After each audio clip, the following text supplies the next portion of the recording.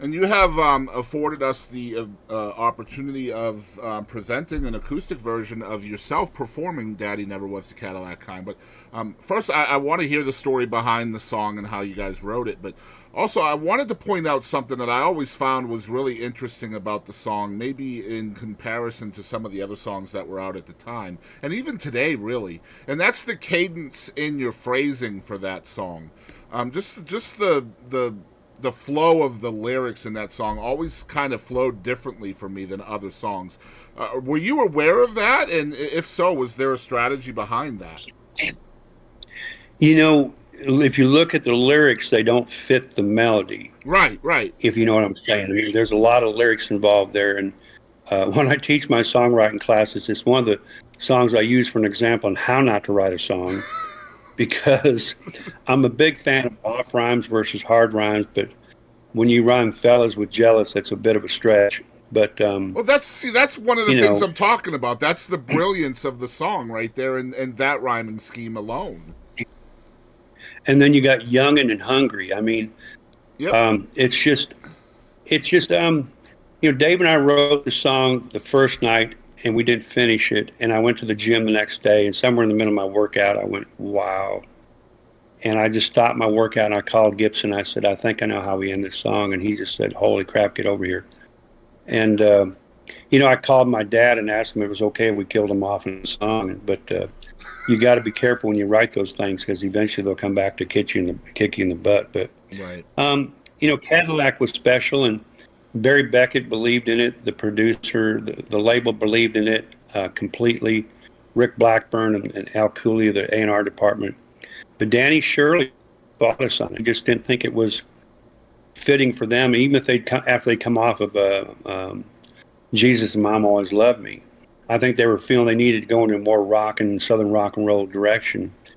But Danny was getting a divorce, and he was dating one of the trashettes who he'd gone to marry. And she said, you really need to cut this song. So when we went over there that day, the studio at Omni, Danny expressed doubts about it fitting for the band. And Barry Beckett said, let's just cut it. And if you don't like what we cut, we'll never go back and play anything with it. And Danny asked me if he could change the key in it. So he dropped it from G all the way down to E. And what's been on the radio for the last 30 years is what happened in the last 3 minutes after that conversation. Pretty cool. Well, again, back to the stories we were talking about for your book. This is a good example of that, right? Just kind of the way things line up. Um, Yeah, you never know. I mean, I've had songs get where they come in and tell us what they wanted. We wrote it and went to radio within 6 months. And I've had songs. I had a song on Colin Ray's record, but all I knew Colin as was Bubba Ray, because I didn't know Bubba had changed his name to Colin Ray. And I'd been to Skip Ewing's #1 on that song and Gerald Smith's #1 on that album and the double platinum record, and did not know I had a song on the record until Colin called me himself and invited me to the Bluebird for a party. So wow. um, I didn't know that Bubba Ray was Colin Ray. Hysterical. And he's Well, from he's from Greenville, Texas. yeah, not far from where I'm at right now. Actually, about 40 miles up the road, to be fair. Yeah, it's not far at all from where I am. But yeah, we're excited With to. Go ahead. Scotty, his brother Scotty Ray grew up with Miranda and was his guitar player for years. So Yeah, yeah, yeah. I'm gonna have to look into Colin. I bet you he's still still around these parts from time to time. I bet. he tours with Aaron Tippin and Sammy Kershaw now. Okay. But Very yeah, we're cool. Very excited to cool. show a live acoustic version of the one and only Bernie Nelson, not Bernie Sanders, doing Not. Daddy Never Was the Cadillac Kind. Y'all check it out. We were poor when I was a youngin'. Don't remember ever going hungry. Daddy made sure we didn't do without. Went to school with some of these fellas that had money, and I was jealous, and I didn't know then what I know now. Daddy say you can't judge a book by looking at the cover. It's what's inside really matters. Daddy never was a Cadillac kind, and said some things just glitter and shine. He taught us that love, it was the one thing money couldn't buy. And Daddy never was the Cadillac kind.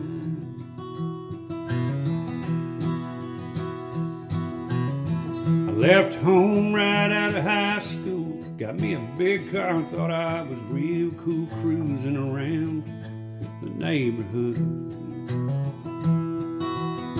See Daddy after church on Sundays, he'd say, you have to go riding with me someday. He just said no, I never understood. And he asked me how I bought it, I told him on credit, and Daddy just smiled, I'll never forget it. And Daddy never was the Cadillac kind, and said some things, they just glitter and shine. And taught us that love, it was the one thing money couldn't buy. Daddy never was the Cadillac kind. Took a while, but now I'm grown and settled down, kids of my own, and the more I give them, well, the more they want.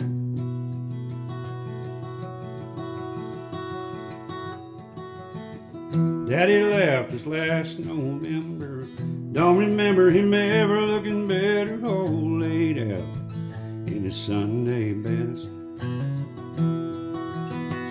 Sure, instead of all that attention, all he'd wanted was a few words mentioned. A simple man simply laid to rest.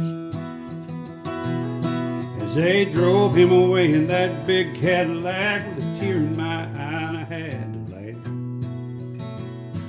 Daddy never was a Cadillac kind, and said some things just glitter and shine. But just that one time, I bet Daddy enjoyed that ride. Daddy never was the Cadillac kind. My daddy never was the Cadillac kind. My daddy drove a semi-truck 6 days a week. When he was home and hanging around, he liked to drive his old pickup truck down dirt roads. It was me and my brother's job to drive Daddy crazy.